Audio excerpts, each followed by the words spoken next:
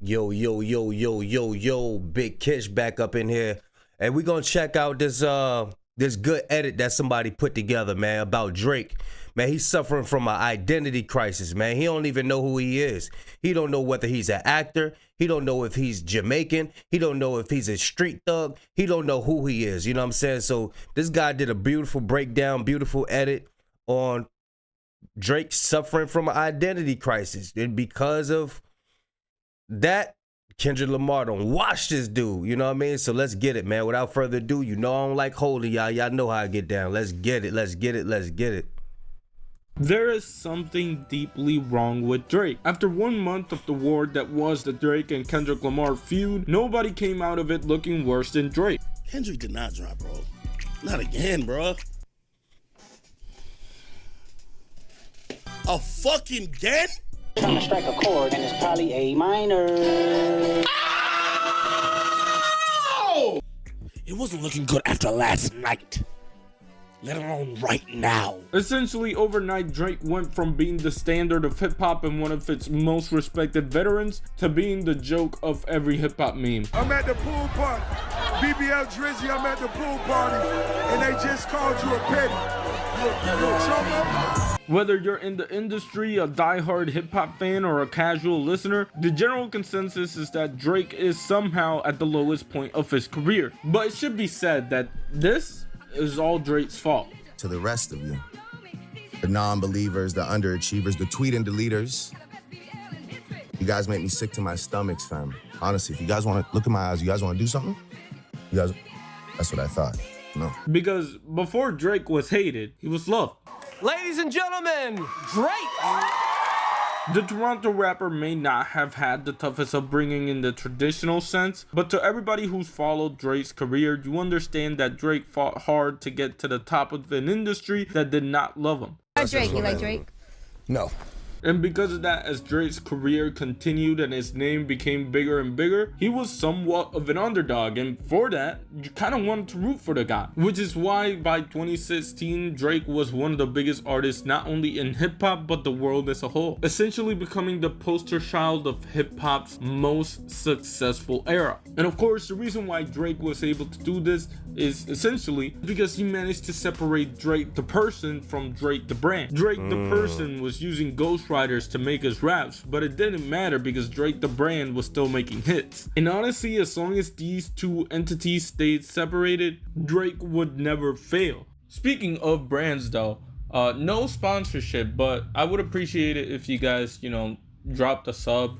This video will probably put me over 36,000, so I'd appreciate it, a step closer towards that 100K plaque. But Yeah, y'all subscribe to King Benny Garcia. I will put a link in the description. He did a beautiful job with this edit.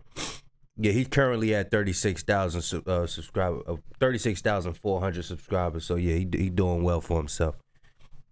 yeah, anyways. Because even if Drake the person was an asshole, in the public eye there was enough separation from the two that it didn't matter. It's not like Kanye, for example, where his brand is that he is himself, with Kanye the person and Kanye the artist being essentially the same. And that goes for most rappers, because that is what hip-hop is built on, right? Being real. But hey, Drake made it work, or at least he made it work until those two worlds became one. Much has been said about Drake's battle with Pusha T, but as time continues to tick on, the story of Adidon becomes one of the most greatest iconic diss tracks of all time.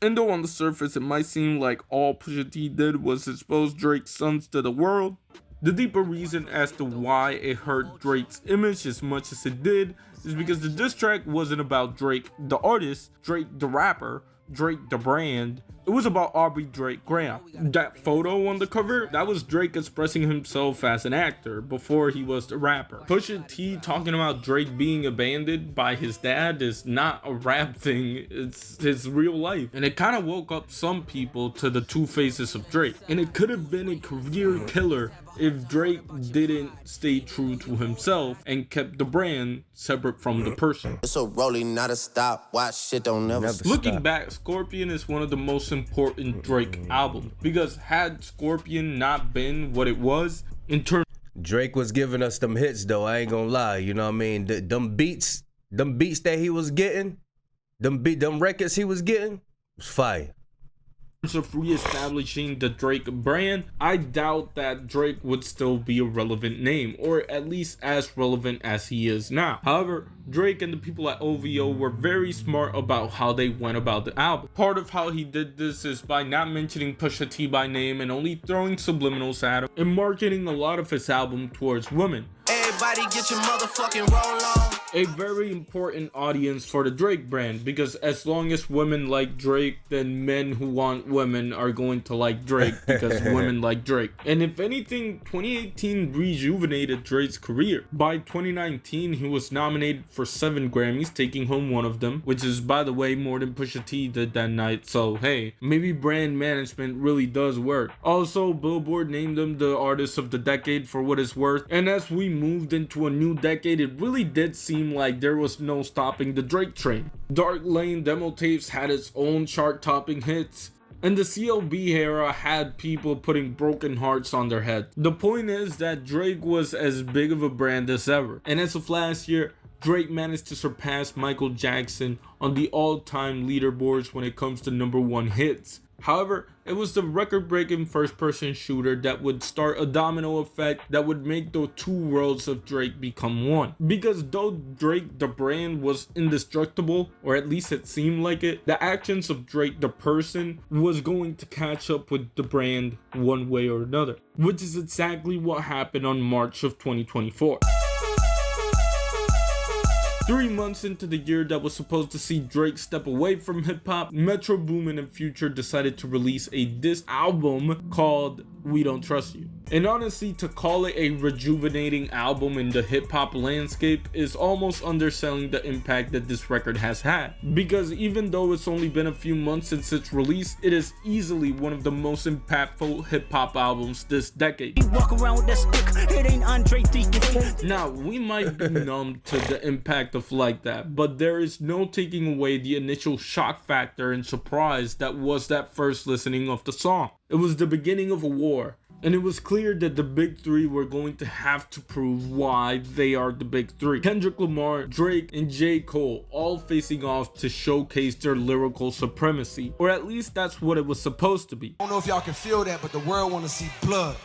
So I say all of that to say, in my spirit of trying to like get this music out, I ain't gonna lie to y'all, I moved in a way that I feel spiritually feel bad on me. Like I try to like jab my nigga back and I try to keep it friendly, but at the end of the day, when I listen to it and when it comes out and I see the talk, that shit don't sit right with my spirit. That shit make me feel, that shit disrupts my fucking peace. Almost immediately, something seemed off when J. Cole apologized to Kendrick Lamar. Of course, he had Schoolboy Q had came to that Dreamville concert.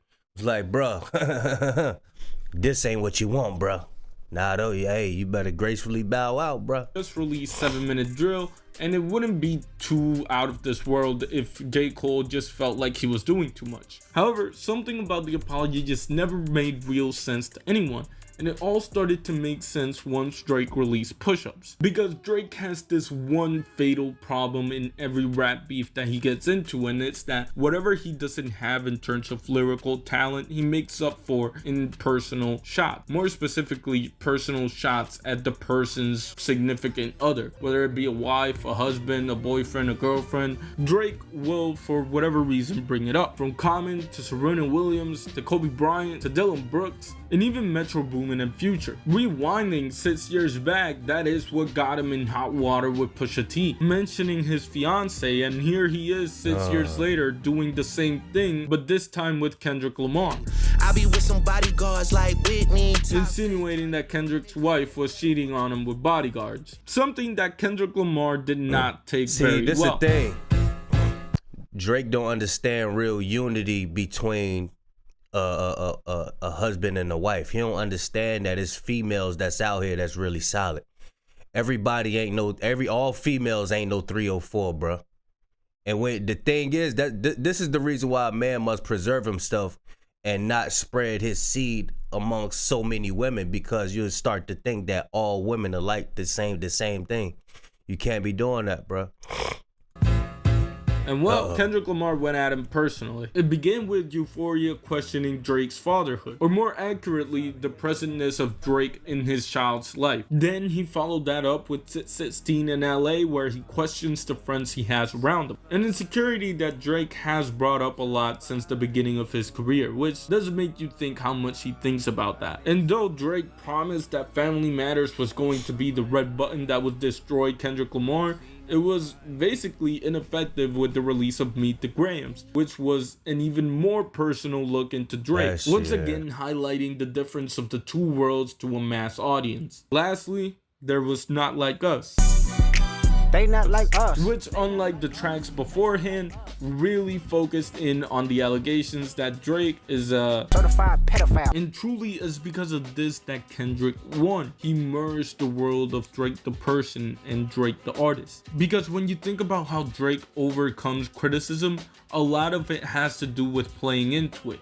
He plays the character of Drake.